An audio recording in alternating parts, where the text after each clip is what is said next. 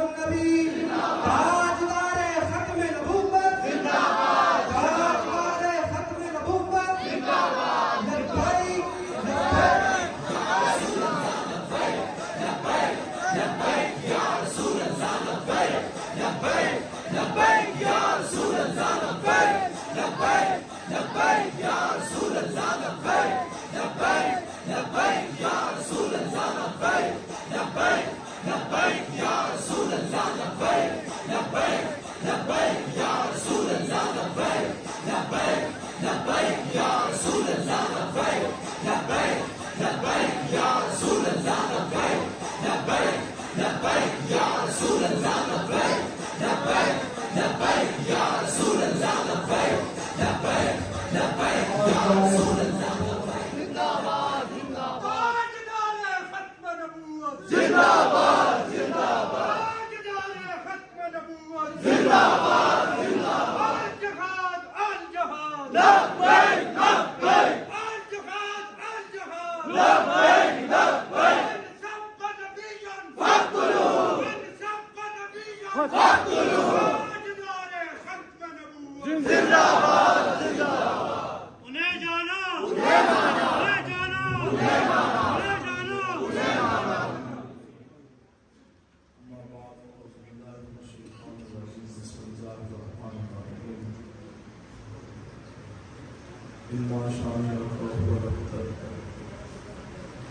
صدق اللہ العظیم وصدق رسولہ النبی الکریم ان اللہ وملائکتہ یصلون علی النبی یا ایھا الذین آمنوا صلوا علیہ وسلموا تسلیما الصلاۃ والسلام علیک یا سیدی یا رسول اللہ وعلی آلہ وصحبہ یا حبیب اللہ الصلاۃ والسلام علیک یا سیدی یا رسول اللہ وعلى آلہ وصحبہ یا حبیب اللہ الصلاۃ والسلام علیک یا سیدی یا رسول اللہ وعلى آلہ وصحبہ یا خاتم النبیین۔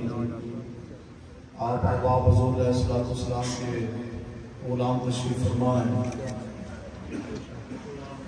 اور حضور پر نور شافع مشہور صلی اللہ تعالیٰ علیہ وسلم آقا و مولا وجہ تخلیق کائنات بھی ہیں اور امام الانبیاء بھی ہیں۔ اور جو کچھ بھی ہے رسول علیہ السلام کے ہی نور مصطفیٰ کا صدقہ ہے۔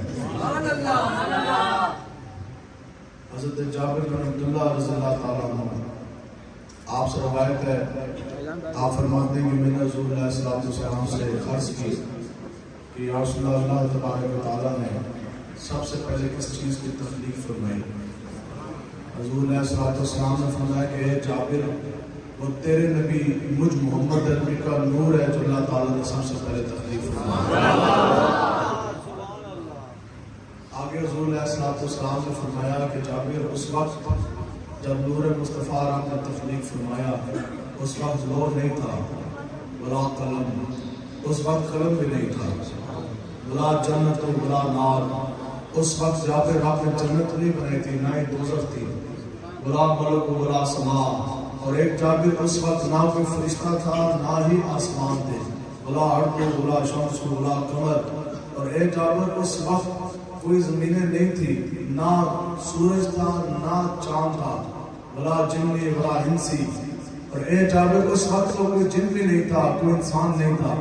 عرض کے یا رسول اللہ جن نہیں، انسان نہیں، فرشتے نہیں، آگ و پانی نہیں، ابھی جنت نہیں، دوزخ نہیں، دودھ و شہد کی بہتی نہریں نہیں، اور نہ کوئی جن، نہ کوئی انسان، نہ سورج، نہ چاند، نہ تارے، یا رسول اللہ کچھ بھی نہیں تو تھا کیا؟ حضور نے فرمایا صرف اور صرف مجھ محمد عربی کا نور مصطفیٰ تھا۔ بس وہ جو نہ تھے تو کچھ نہ تھا، وہ جو نہ ہو تو کچھ نہ ہو، جان ہے وہ جہان کی، جان ہے تو جہان ہے، اور اقبال کہتا ہے ہو نہ جو یہ پھول تو بلبل کا ترنم بھی نہ ہو، اور چمنے دار میں کلیوں کا تبسم بھی نہ ہو، یہ نہ ساتھی ہو تو پھر میں بھی نہ ہو، خون بھی نہ ہو، بس میں توحید بھی دنیا میں نہ ہو، تم بھی نہ ہو، اور خیمہ افلاق کا استادہ اسی نام سے ہے۔ آج جو پوری کائنات کری ہے تو یہ بھی نور مصطفیٰ کا صدقہ۔ آگے اقبال کہتا ہے یا رسول اللہ تیرے نور کی بدولت ہے میری بود و نبود، اور نگہبان ہے تیری ہستی بے گلزار وجود۔ اقبال کہتا ہے یا رسول اللہ آج اگر ہمارے چہرے سلامت ہیں تو یہ بھی نور مصطفیٰ کا صدقہ. آج اگر ملک پاکستان ہے تو یہ بھی نور مصطفیٰ کا صدقہ. کل قبر کے اندر چمک آنی وہ بھی نور مصطفیٰ کا صدقہ. کل اگر جنت کے اندر بات بنے گی تو وہ بھی نور مصطفیٰ کی وجہ سے.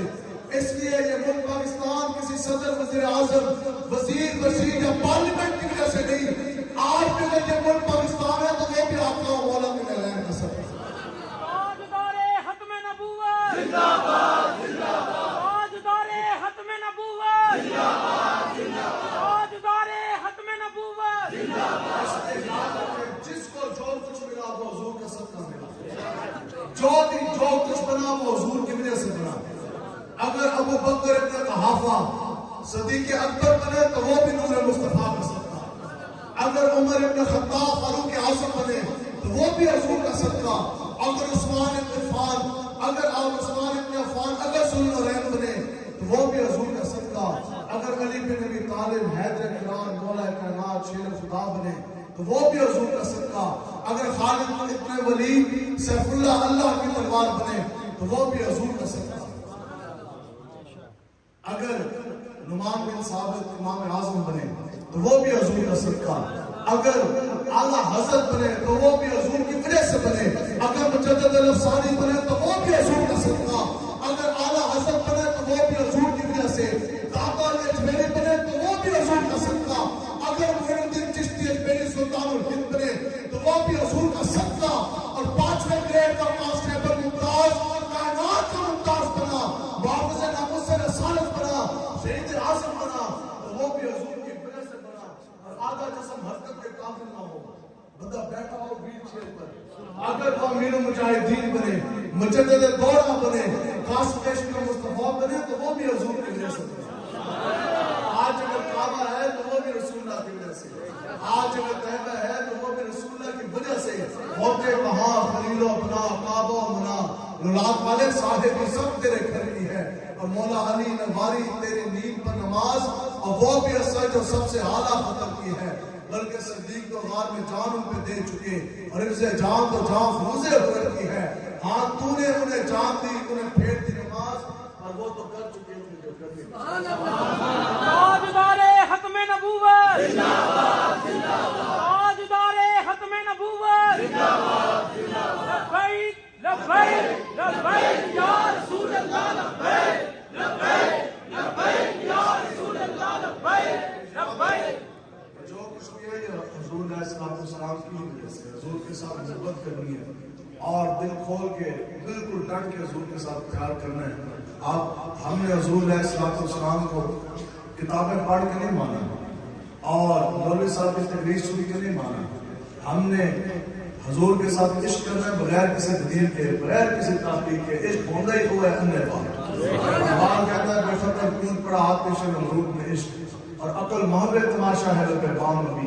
عقل تو کبھی بھی نہیں چلنے دیتی, عقل نہیں چلنے دیتی, لیکن جو عشق کے رنگے ہوتے ہیں وہ ہمیشہ جو ہے وہ بازی لے جاتے ہیں. بتائیں جی ہو 5ویں گریڈ کا کانسٹیبل باہر قیامت تک اگر کسی کا بنے گا نا, اگر بات بنے گی تو وہ حضور کی وجہ سے ہی بنے گی. 22ویں گریڈ کا سیکٹری داخلہ ہوتا ہے انٹیریئر سیکٹری. اگر ہم آپ سے یہ پوچھیں کہ کیا آپ اس کے نام سے واقف ہیں تو آپ کو 22ویں گریڈ کے سیکٹری کا نام نہیں آتا ہوگا. حتیٰ کہ یہ وہ شخص ہے کہ آئی جیز انچارج انسٹیٹیوٹ یہاں پہ سارے ڈکٹیشنز انسٹرکشنز تو وہ دیتا ہے, لیکن ہو برسر اقتدار بیٹھا ہوا بھی وہ کرسی پہ ہے, پوزیشن ہولڈر ہے, اور سیکٹری داخلہ ہے جو سارا کہتا ہے کہ میرے تو ایک آرڈر سے پاکستان ایسے ہو جائے گا. ہم نے کہا سب کچھ ہو جائے گا لیکن آپ کا بھار نہیں باندھ سکا, آپ کے نام سے واقف بھی کوئی نہیں. لیکن دوسری طرف پہ ہے وہ 5ویں گریڈ کا کانسٹیبل ممتاز. بتا جی اب قیامت تک پوری دنیا میں ممتاز ہوتی رہے گی. سیکٹری تو آئی جی جنرل اور کورٹ کمانڈرز کے نام سے واقف کوئی نہیں, لیکن اگر 5ویں گریڈ کا کانسٹیبل حضور کے ساتھ وفات کر جائے اور اس کے مصطفیٰ میں رنگا جائے تو پھر بتاؤ کہ دنیا جب تک قائم ہے تب تک ممتاز ہوتی رہے گی. وجہ کیا؟ اس کی علت ایک ہی ہے کہ محمد سے وفات تم نے تو ہم تیرے ہیں, یہ جہاں چیز ہے کیا لوگ بڑے نصیب کی بات ہے. یہ اپنی طرف سے نہیں ہو سکتا, یہ تو مالکوں کا انتخاب ہے. بتائیں جی جس وقت ممتاز قادری صاحب نے شیطان تاثیر اس نیز بنی ہماری گستاخ رسول. آپ مجھے بتائیں کہ اس کے اوپر تھانے اور ایس ایچ اوز نہیں تھے, وہ بھی تھے, اوپر ڈی ایس پیز بھی ہیں, ایس پیز بھی ہیں, ڈی پی اوز بھی, ڈی آئی جیز بھی, کمشنرز بھی اور آئی جیز بھی, لیکن وہ سب کو سوچتے رہ گئے کہ 5ویں گریڈ کا کانسٹیبل بازی دے گیا کہ نہ لے گیا. بالکل اسی طرح بڑے بڑے تاج والے, بڑے بڑے تخت والے اور بڑی بڑی کرسیوں پہ بیٹھنے والے وہ سوچتے ہی رہ گئے, ویل چیئر پہ بیٹھنے والے بابا جی بازی دیں گے کہ نہ لیں گے. جب تک سورج چاند رہے گا بجلی تیرا نام رہے گا, جب تک سورج چاند رہے گا بجلی تیرا نام رہے گا.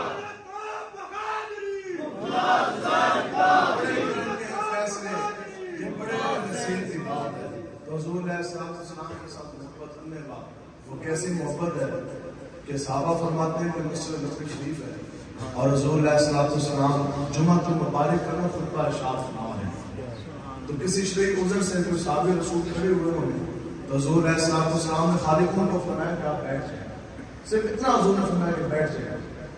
صحابہ کہتے ہیں کہ ہم نے دیکھا کہ حضرت عبداللہ ابن رواحہ نماز جمعہ ادا کرنے کے لیے فرض نماز ہے, نماز کو رکھ کے نماز فرض ادا کرنے کے لیے آئے مسجد نبوی شریف, اور وہ مسجد نبوی شریف جہاں ایک نماز 50,000 کا ثواب رکھتی ہے, 50,000 نمازوں کا, تو آپ مسجد کے اندر داخل ہونے لگے ہیں. صحابہ فرماتے ہیں کہ صرف آپ نے یہ آقا و مولا کا یہ فرمان سنا کہ حضور نے فرمایا بیٹھ جائے, اور آپ کو یہ پتہ تھا کہ حکم میرے لیے نہیں ہے, لیکن یہ وہ عشق جو اپنے فیصلے کرنے میں خود بڑا دلیر ہوتا ہے. آپ نے خالی سنا کہ حضور علیہ السلام نے فرمایا کہ بیٹھ جائے.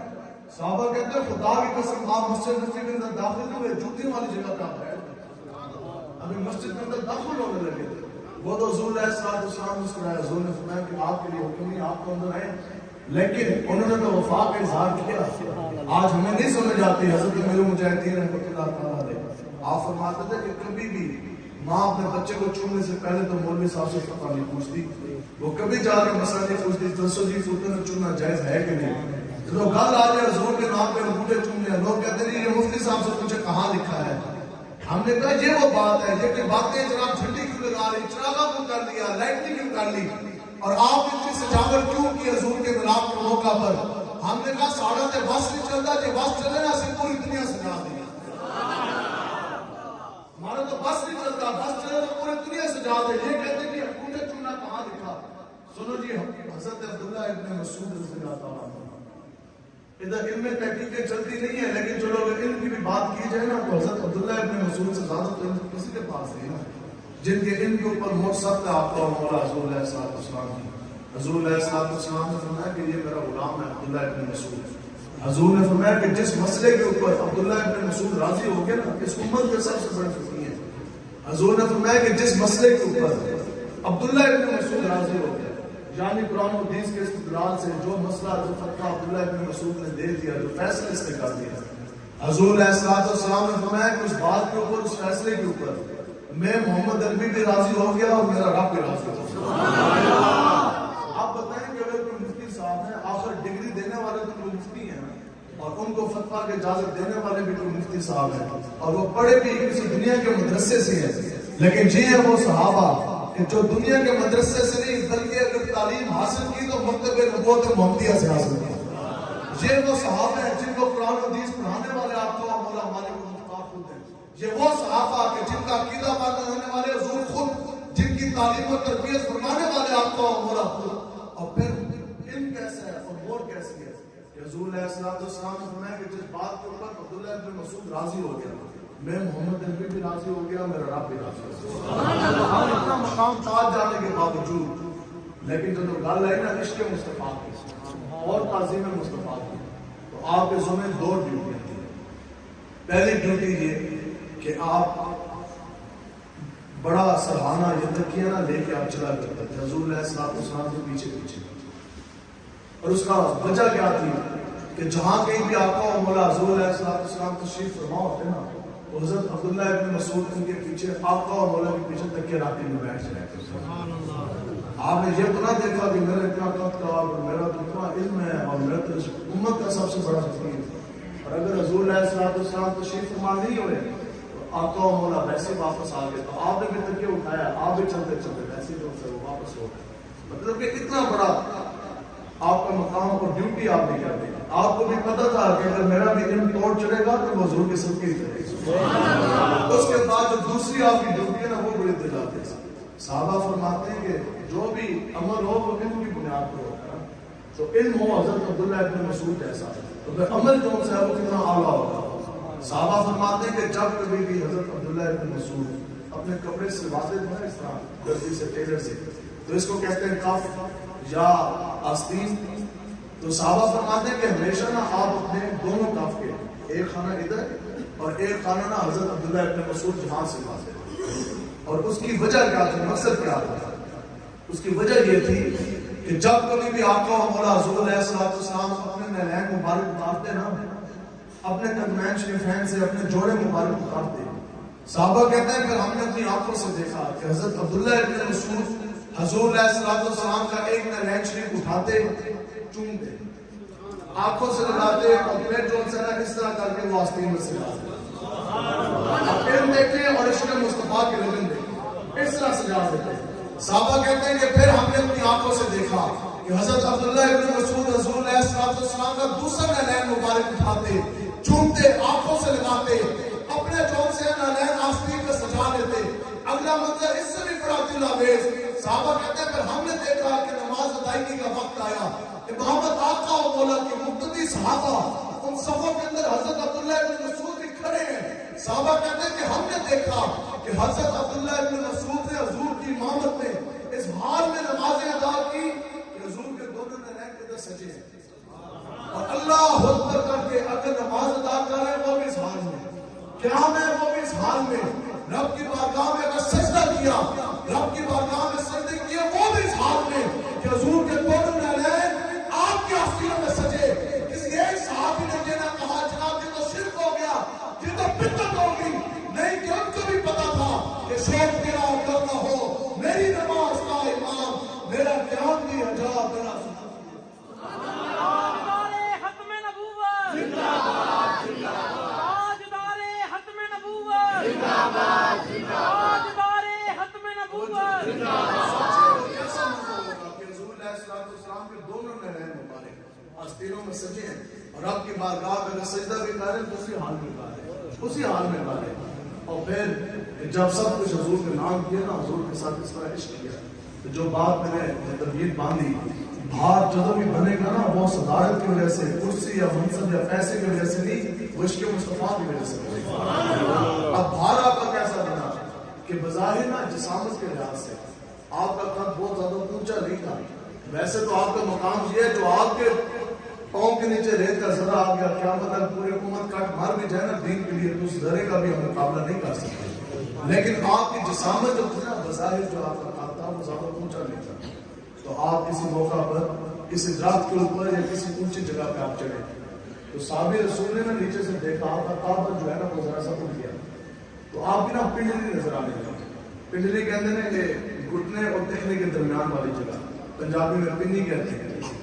آپ نے جب پنی مبارک نظر آئی نا تو صحابی رسول نے جب دیکھا, انہوں نے کہا یار کتنے بڑے جرم کے اندر صحابی اکیلے تلواریں لے کر, اتنے بڑے مجاہد اسلام کہ کئی کافروں سے لڑائی بھی کرتے ہیں, ان کو کاٹتے بھی ہیں, اور اتنا بڑا آپ کا مقام ہے. تو جو آپ کی پنڈلی ہے, پنڈلی وہ اتنی چھوٹی سی ظاہر دیکھنے میں جسامت کے لحاظ سے, تو ان صحابی رسول کو نا ہاسا نہیں سکتے, چاہتے نہیں تھے کہ ساختہ غیر ارادی طور پہ جب وہ ہنسے تو حضور علیہ السلام نے طلب فرمایا. حضور علیہ السلام نے فرمایا کہ آپ کیوں ہنسے ہیں؟ آج کی یا رسول اللہ بس اتنی وجہ ہے کہ عبداللہ ابن مسعود کی وہ چھوٹی سی پنڈلی دیکھی نا تو میری ہنسی نکلتی, میں چاہتا نہیں تھا. تو حضور علیہ السلام اپنے غلاموں کے بارے میں اتنی بھی بات برداشت نہیں کرتے. پتہ ہے حضور علیہ السلام نے کیا فرمایا؟ حضور نے فرمایا کہ جو تو چھوٹی پنڈلی دیکھ کے آج ہنسا نا, رب کی بارگاہ میں اس کی پنڈلی کا وزن بہت پہاڑ سے بھی زیادہ ہے.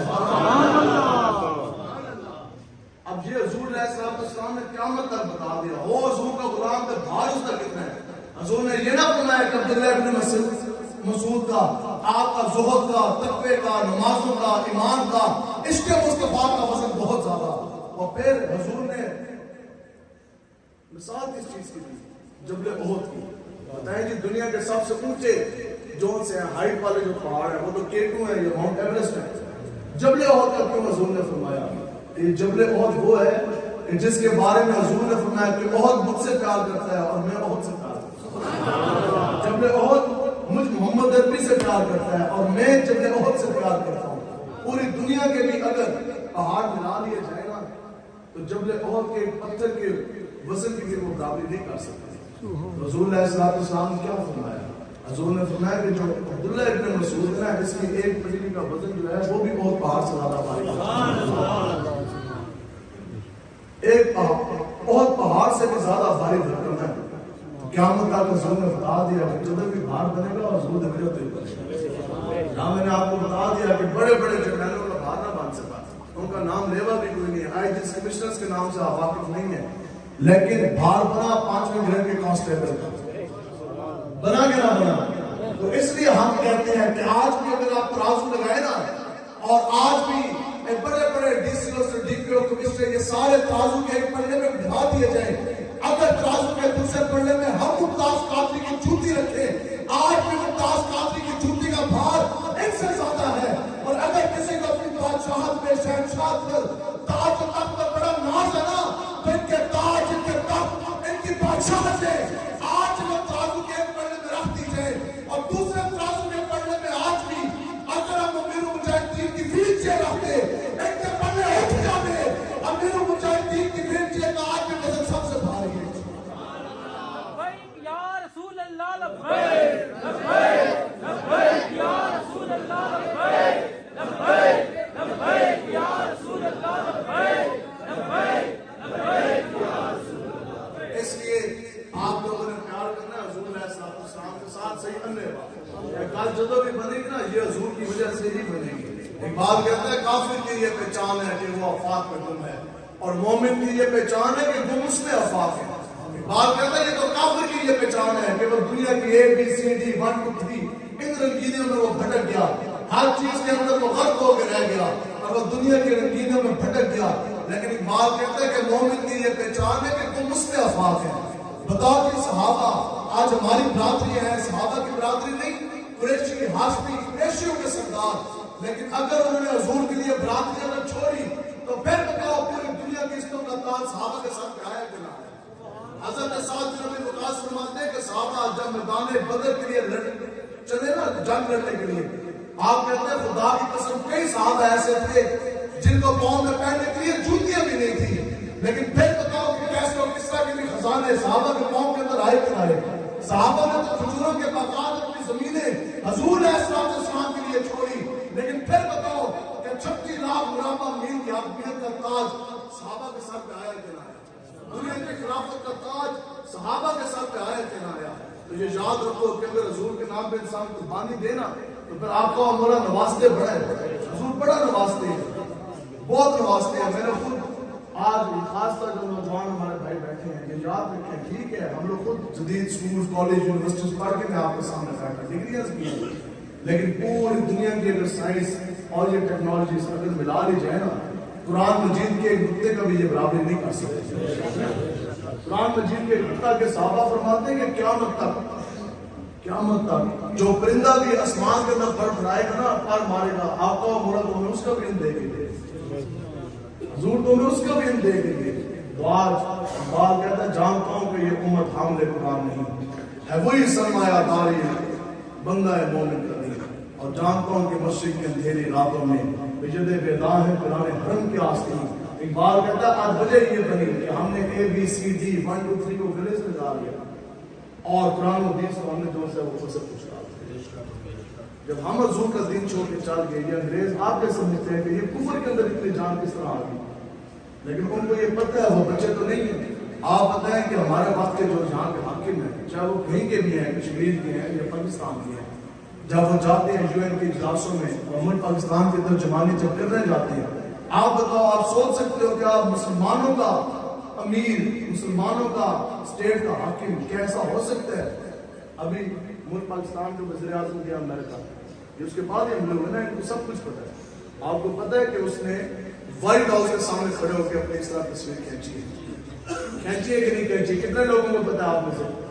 ٹھیک ہے, وائٹ ہاؤس کے سامنے اس نے کھڑے ہو کے تصویر کھینچی ہے. اب مجھے بتاؤ کہ وہ وائٹ ہاؤس کیا ہے جو واشنگٹن ڈی سی امریکہ کے اندر ہے, وہ سب تو بڑا کفر خانہ پوری دنیا میں.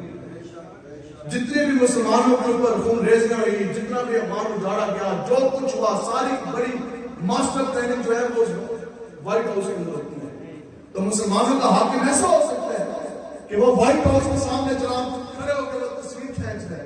اس کے بعد وہ آگے گیا, آگے بت نصب ہے بہت بڑا, اس بت کے سامنے کھڑے ہو کے نا ہاتھ کھچوا کے, ہاتھ اس طرح بند کر کے اس کے اندر تصویر کھچوائی ہے. اب بتاؤ کہ اگر تو تم نے حضور کے نام کا کلمہ پڑھا ہے, آپ کو مولا کو بتوں کی عزت کروانے آئے یا پھر توڑنے آئے؟ حضور نے تو 360 ڈگری پتر وائے کے نہ توڑائے. حضرت ابراہیم علیہ السلام نے تو توڑا کے نہ توڑا, اور حضرت سلطان محمود غزنوی رحمۃ اللہ تعالیٰ نے, آپ نے جب گجرات ضلع گجرات میں لیا, آپ نے جب سومناتھ کا مندر کھایا, سارے بت توڑ دیے, ایک رہ گیا, سب سے بڑا بت آخر میں رہ گیا. آپ یقین کریں جو ہندو تھے انہوں نے جوان اپنی بیٹیوں کے سامنے آگے کھڑی, ہیرے جواہرات دیے, ان کو سونے دیے, پیسے دیے, اور نے کہا ساری بچیاں بھی جوان تجھ سے لے جاؤ, جو آپ کہیں گے ہم وہ کرنے کے لیے تیار ہیں, لیکن اس کو ہم اس کی ہم عبادت کرتے ہیں, آپ ہمارا ایک بت چھوڑ دیں. تو سلطان محمود غزنوی کا وہ تاریخی جملہ آپ نے کیا فرمایا؟ آپ نے فرمایا کہ اللہ تعالیٰ نے مجھے یہاں بت توڑنے کے لیے بھیجا ہے, بیچنے کے لیے نہیں بھیجا. آپ نے فرمایا کہ قیامت والے دن بروز حشر جب میں چڑھ کے جاؤں گا تو پھر منادی آواز دینے والا یہ آواز سن دے گا کہ وہ دیکھو وہ حضور کا غلام آ گیا جس سے مناد کا بت توڑا تھا. میں بت شکن ہوں, بت فروش نہیں ہوں. اور اگر سے بت شکننا, ہم بت شکن ہیں, ہم بت شکن کے ماننے والے ہیں. میں اس نبی کا امتی ہوں جنہوں نے خود اپنے ہاتھ سے اپنے حکم سے 360 بت توڑائے. انہوں نے کہا اسی بت توڑنے واسطے آئے ہیں, اسی بت بیچنے واسطے نہیں آئے. آپ نے توڑ دیا بت. ہمارا وزیر اعظم وہ جاتا ہے اور بت کے سامنے جو سے وہ کھڑے ہو کے تصویر کھچواتے ہیں. ہم نے کہا یہ حضور کے غلام ایسے نہیں ہوتے, حضور کے غلام ایسے نہیں ہوتے. بتاؤ جی حضرت امام دار رحمۃ اللہ تعالیٰ نے, آپ انگلینڈ میں نہیں رہے, اور کتنا عرصہ آپ انگلینڈ میں, اور صرف اس مقصد کے لیے گئے کہ جو لوگ ان کے خون گاتے تھے نا, بڑی ٹیکنالوجی ہے اور بڑی سائنس ترقی کر لی. آپ نے کہا یار میں بھی دیکھ کے آما, لیکن جب واپس آئے نا دوبارہ گیٹ میں نہیں. اور پھر آپ نے کہا کہ میں اتنا عرصہ رہا, میں نے ان کی سائنس دیکھی, ٹیکنالوجی دیکھی, لیبارٹریاں دیکھی, بڑی بڑی ان کی بلڈنگیں دیکھی, لیکن آپ کہتے ہیں میرے تو آنکھ کھا کے بھی ایک لمحے کے لیے بھی میں متاثر نہ ہوا. وجہ کیا؟ آپ کہتے ہیں خیرہ نہ کر سکا مجھے جلوہ دانش و فرنگ. کیوں؟ یہ سرما تھا میری آنکھ میں, خاک مدینہ و نجف.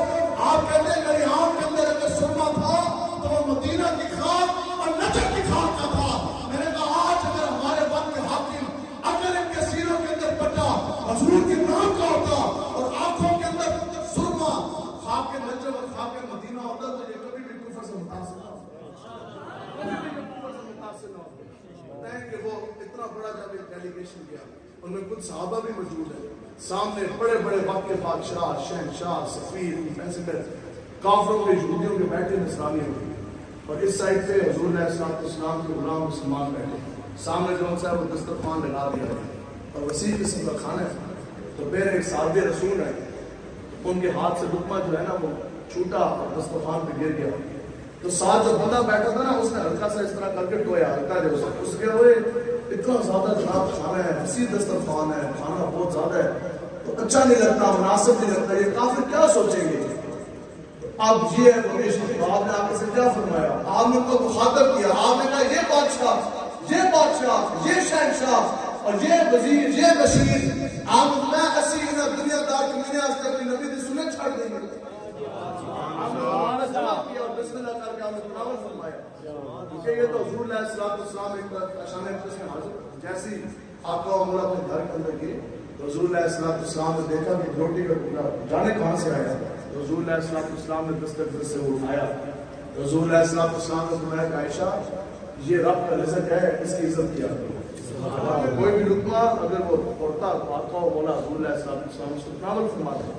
تو دین جو ہے یہ فخر کے لیے, یہ چھپانے والی چیز نہیں ہے. بتائیں جی ان کو کلین شیو کر کے وہ اپنے کو فخر کریں, جیسے حضور کی سنت سے جا کر پورا فخر کریں. آج مسئلہ ہی یہ ہو گیا, وہ جب ہمیں دیکھتے ہیں نا کہ ہمارا حاکم چلا گیا, وہ دیکھتے ہیں جیسے اس کی شکل ہے, وہ کہتے ہیں اچھا آپ آئے ملک پاکستان سے, آپ آئے سعودی عرب سے, آپ آئے ایران سے, آپ آئے امت مسلمان کی ترجمانی کرتے ہیں.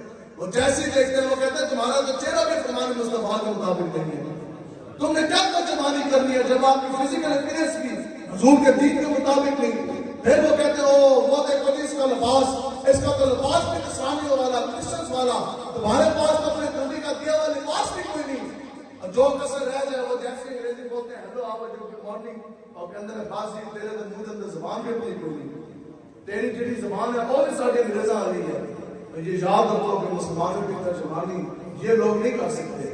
مسلمانوں کی اگر ترجمانی کرے گا تو وہ ذہن کا خادم ہی کرے گا، ذہن کا خادم نہ کرے گا. اس لیے حضور کے دین کے لیے کھڑے ہوں.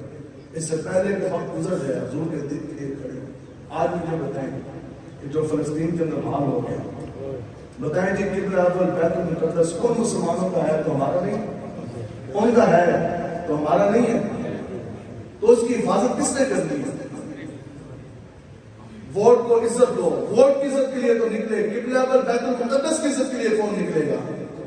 کرسی کے لیے تو تم نکلے، اقتدار لینے کے لیے. بتاؤ جی قبلہ اول یہودیوں کے شکنجے سے واپس آنے کے لیے کون نکلے گا؟ ڈی چوک میں تو تم جا سکتے ہو، فلسطین کی طرف تم نہیں جا سکتے. آج صاحب سن گیا ایک شخص نے بھی کسی جماعت میں بھی اپنا بیان نہیں نہ دے سکے، کوئی فلسطین کے حق میں بول نہ سکے. صرف اور صرف آج بھی اگر امت مسلمہ کی اور فلسطینیوں کے درد کے اظہار کس نے کیا تو وہ صرف اور صرف تاریخ کا بیک ہے. ہماری طرف سے یہ آج بھی اعلان ہوا پورے ملک پاکستان میں، خیبر سے لے کے کراچی تک. آپ بتائیں کہ جو بیک یا عرصہ ریلیاں نکالنے کا مقصد ایک ہی تھا کہ وقت جو بغیرت حاکم بیٹھی ہے ان کے اوپر اس چیز کا دباؤ ڈالا جائے کہ پھر فور سرکاری سطح پہ اعلان جہاد کیا جائے. آپ لوگ اس مطالبے میں ہمارے ساتھ ہیں کہ نہیں ہے؟ کہ سرکاری سطح پہ اعلان جہاد ہونا چاہیے کہ نہیں؟ آج فوج کو فلسطین کے لیے جانا چاہیے کہ نہیں؟ پاک مظاہرہ کو جانا چاہیے کہ نہیں؟ پھر حضور کے غلاموں کو بھی جانا چاہیے کہ نہیں؟ قبلہ اول بیت المقدس انشاءاللہ یہودی کے شکنجے سے ہم نے چھڑانا ہے. اپنی ماں بہن بیٹے کی چادر واپس لوٹانی ہے. اپنی بچوں کی عزت کی حفاظت ہم نے کرنی ہے. بتاؤ جی دودھ پیتے بچے ہاتھوں میں فیڈر ہے، دوسرے ہاتھ میں پتھر ہے، اس کو بھی دیکھ کے ہماری غیرت نہ جاگی. وہ ہماری بوڑھی مائیں بتاؤ جی اس نے ہاتھ سے جو پتھر پھینکا اس سے یہودیوں کے ٹینک کا کیا ہوگا؟ ہاتھ سے جو وہ پتھر پھینک دیا اوپر اڑنے والا جنگی جہاز وہ گرے گا تو نہیں؟ اس کے باوجود آج ہماری غیرت نہیں کافی. آپ کو نہیں پتا کہ 2-3 دنوں کے بھی بچے مسلمانوں کے شہید ہوئے کہ نہ ہوئے؟ بولے جی ہوئے کہ نہ ہوئے؟ حتیٰ کہ وہ بچے جو عورتوں کے ماں کے پیٹ کے اندر ہے وہ بھی شہید ہوئے کہ نہ ہوئے؟ آپ نے تصویریں نہیں دیکھی؟ پھر بھی ہماری غیرت نہیں جا رہی. اور پھر آج بچوں کا جو اسپتال ہے سرکاری اس کے اوپر بم مارے شروع ہیں. 300 بچوں سے شہید ہو گئے، باقی زخمی ہو گئے. آج بھی ہم چپ ہیں. اب مجھے بتاؤ کہ اگلا بم اگر وہ قبلہ اول کے اوپر مار دیتے ہیں پھر جو آج نہیں بول رہا وہ بولے گا؟ اپنے دل پہ ہاتھ رکھ کے ساتھ ساتھ بس بولیں گے. تو پہلا قبلہ تو قبلہ اول ہے. 18 ماہ کے قریب آقا و مولا نے اپنا چہرہ اخلص کر کے آپ نے نمازیں پڑھی بھی پڑھائی بھی. یہ تو بعد میں قبلہ چینج ہوا نا، پھر آپ کا حکم آ گیا مسجد حرام کی طرف. تو پھر بتاؤ جی آج ہم کتنے کمزور ہیں. ہم آپ سارے پورے مرشد والے بیٹھے ہیں. بتائیں جی کسی شخص کے پاس اگر اپنے پیر صاحب کا تبرک ہو تو کیا آپ اپنے پیر صاحب کا تبرک کسی کافر کو دیں گے؟ اونچا بولے دیں گے نہیں. تو پھر بتائیں کہ مسجد اقصیٰ حضور علیہ السلام کی تبرکات میں سے نہیں ہے بلکہ تمام انبیاء کی قرآن کی تبرکات میں سے ہیں. تو مسجد اقصیٰ کے لیے کس سے نکل ہے؟ قبلہ اول بیت المقدس کے لیے کس سے نکل ہے؟ جو جس طرح کی بے حسی کا یہ شکار ہے آج اگر قبلہ اول بیت المقدس کے اوپر بم مارتے ہیں کوئی نہیں نکلے. تو آج وہ قبلہ اول کے لیے نہیں نکلے تو بیت اللہ کے لیے کون نکلے؟ تو اس لیے اٹھیں. اس لیے ہم آپ کو کہتے تھے کہ حضور کا دین تخت کو لے کر آئیں، حضور کا دین تخت کو لے کر آئیں. صرف ایک اکلوتی یہودیوں کی اسٹیٹ ہے، جیو اسٹیٹ ایک ہی ہے پوری دنیا میں، وہ اسرائیل ہے. اس کے علاوہ کوئی اور یہودیوں کا ملک نہیں ہے پوری دنیا کے پیچھے. اسلامی ممالک کتنے ہیں؟ 57 تو کوئی بول بھی نہیں رہا. ان کو پتہ ہے کہ اگر ہم بولیں گے کل کرا وہ نصیحتیں کوئی نہیں تھی. یہی وجہ ہے جی، اور کوئی وجہ کوئی نہیں. آج تاریخ اور بیک کی طرف سے اعلان ہم یہی کر سکتے ہیں. پورے ملک پاکستان میں ریلیاں نکالی اور ابھی انشاءاللہ ملین مارچ کا بھی اعلان ہو چکے ہیں. انشاءاللہ وہ بھی اعلان ہوگا، تاریخ بتانا ہے ابھی ہمارے قائدین نے. تو انشاءاللہ فیض آباد کے اسلام آباد میں انشاءاللہ ملین مارچ ہوگا فلسطینیوں کے لیے حق میں آواز اٹھانے کے لیے. اس میں بھی آپ سب شرکت کریں گے تیاری کرنی ہے. تو باقی بات رہی ہماری لبیک تاریخ لبیک کی طرف سے یہ واضح اعلان کر دیا گیا کہ آج حکومت اعلان جہاد کرے، اور اگر حکومت 5 لاکھ فوجی روانہ کرتی ہے تو انشاءاللہ تحریک لبیک 15 لاکھ رسول کے غلام روانہ کریں گے انشاءاللہ۔ تو ایک بھی نچن والا نہیں ہونا، ایک بھی چونچو والا نہیں ہونا، ایک بھی پروت خان والا نہیں، سارے محمد عربی کے شعر ہوں گے انشاءاللہ۔ انشاءاللہ وہ جب قافلہ چلنا ہے انشاءاللہ اور چوڑے سینوں والے، پگڑیوں والے، داڑھیوں والے، چہرے چمک رہے، حافظ دے قاری رسول کے غلام، تو جو دن چلنا نا لبیک جہاد کا نعرہ لگا کر انشاءاللہ جھوٹی نے تسی چلے پا جانا انشاءاللہ۔ چلنا چاہیے کہ نہیں چلنا چاہیے انشاءاللہ؟ اگر لبیک کی حکومت ہوتی نا، خدا کی قسم ہم نے بم جون سے ہے نا اسرائیل سے ہمیں مار دے، آج اسرائیل سب ہستی سے ختم ہو جانا تھا۔ اس لیے ہم کہتے ہیں کہ رسول کے دین کے لیے آج کھڑے ہو، تو انشاءاللہ تحریک لبیک کا ساتھ دیں گے جی انشاءاللہ، رسول کے دین کے لیے کھڑے ہوں گے انشاءاللہ، نظام مصطفیٰ کے نفاذ کے لیے کھڑے ہوں گے۔ اس سے پہلے کہ بہت جون سے وہ دیری ہو جائے، بہت دیری ہو جائے، تحریک کی طرف سے یہ بھرپور اب تحریک چلائی جا رہی ہے، بھرپور محنت کی جا رہی ہے، آپ لوگ بھی ہمارا استقبال کریں۔ اگر کسی ایک بھی اسلامی ملک کے اندر اگر نظام مصطفیٰ کا نفاذ ہوتا تو آج یہ دن دیکھنا ہے، لیکن صرف منہ زبانی باتیں ہیں، غیرت نے کہہ بھی دیا لا الہ تو کیا حاصل، دل اور نگاہ مسلمانی تو کچھ نہیں، اور رہ گئی رسم اذان روح بلالی نہ رہی، اور فلسفہ رہ گیا تلقین غزالی نہ رہی، اور مسجد مرضی افہام ہے کہ وہ نمازی نہ رہے، یعنی وہ صاحب اوصاف حجازی نہ رہے۔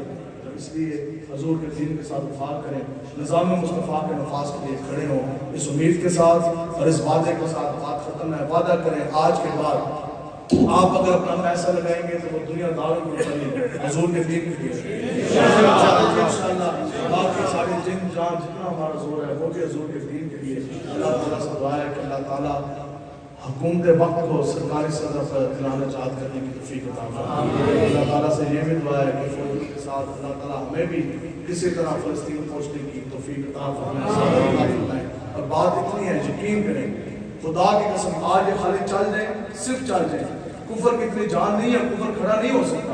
آج اگر یہ چل جائیں تو یہودیوں نے اسی وقت آپ کے پاؤں میں آ جائیں، اور کہنے جی ساڑھے نہ مذاکرات کرو، ساڑھی توبہ اج کے بعد اسی کدے بھی قبلہ پر بیت المقدس کی طرف میں نے آگ نہیں دیکھیں گے، آج کے بعد ہم غزہ کے اوپر کبھی بمباری نہیں کریں گے، لیکن آج اٹھیں، آج اگر ہم نہ اٹھیں ان کا حال آپ نے دیکھ لیا، اگلا نمبر ساڑھا ہے، رہنا کسی سے پلے کچھ نہیں۔ تو اس لیے ہم آپ کو کہتے تھے کہ نظام مصطفیٰ کے نفاذ کے لیے کھڑے ہوں۔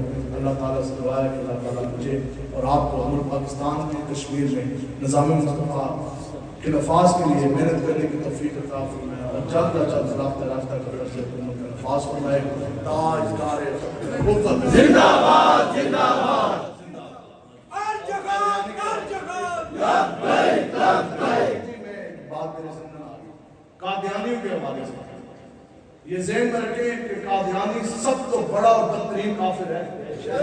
مرزا قادیانی خنزیر کے پیشاب سے بھی زیادہ بدتر ہے، اور یہ چھٹی جلد میں فتاوی رضویہ میں اعلیٰ حضرت کا فتویٰ ہے کہ اگر کوئی بندہ مرزا قادیانی منکرین ختم نبوت کے خلاف بات کرے، اب کوئی بندہ کہہ لیں جی آخر تو وہ انسان ہے، تو مولوی صاحب اس کو خنزیر کے پیشاب سے بھی زیادہ بدتر کہہ گے، پلید کہہ گے۔ آپ فرماتے ہیں کہ سننے والے کے دل کے اندر خیال بھی گزر جائے نا نرم پوچھا، آپ فرماتے ہیں کہ وہ اسی وقت وہ خود کافر ہو جائے گا۔ آگے آپ کا فتویٰ کہ مرزا قادیانی منکرین ختم نبوت کو مسلمان سمجھنے والا وہ خود بھی کافر ہے۔ کیا ہے جی؟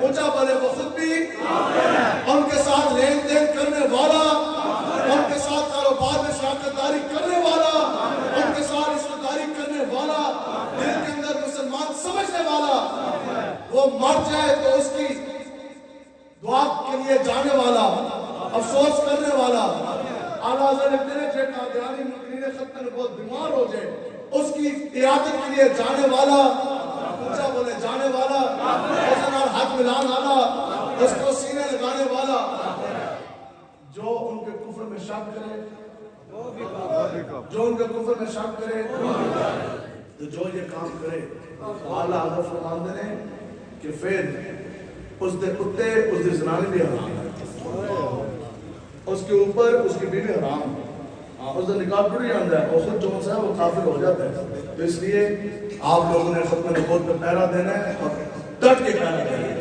صحابہ اپنے نبوت کی پہرےداری کے لیے 1200 صحابہ سر کٹوا سکتے ہیں، تو بچے بھی نہیں کٹوا سکتے. بتاؤ جی وہ بچے اپنے یتیم کروا سکتے ہیں، تو ہم 2 8 4 دن یا کچھ مہینے اپنے بچوں کے بغیر جیلوں میں نہیں سو سکتے. تو بتائیں جی پوری زندگی یہ کہتے رہے او جی قادیانی ہو جی بڑے بڑے ہم بھی محکمے میں تھے، یہ صورت ہے جی آپ کو پتہ نہیں.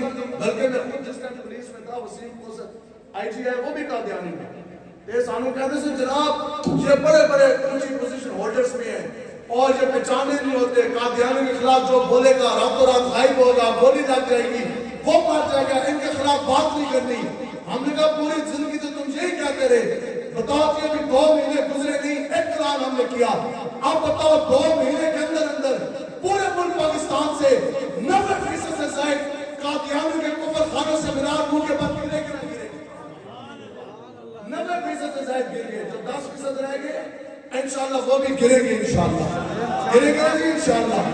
آپ لوگوں نے بھی کھڑے ہونا ہے، یہاں کے جتنے D P O D C جو بھی کھڑے ہوتے ہیں انہوں نے دباؤ پاؤ کہ یہ تو ملک پاکستان کشمیر کا آئین کے اندر قادیانی کافر ہے.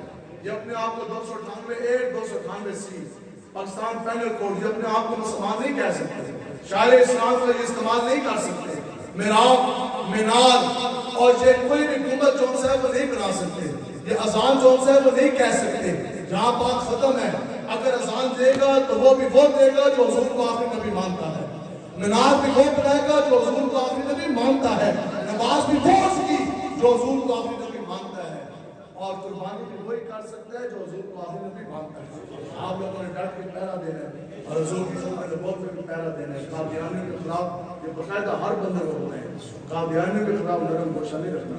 تو اعلیٰ حضرت نے فرما دیا جو نرم گوشہ رکھے گا وہ بھی کافر ہے. اب ایک ختم نبوت کا ایسا نعرہ لگے کہ ان کو پتہ لگے کہ یا حضور کے غلام موجود ہیں، اور جس وقت تک یہ ختم نبوت کے محافظ موجود ہیں انشاءاللہ ہم قادیانی کو کوئی سرگرمی نہیں کرنے دیں گے انشاءاللہ. تاجدار ختم نبوت، تاجدار ختم نبوت.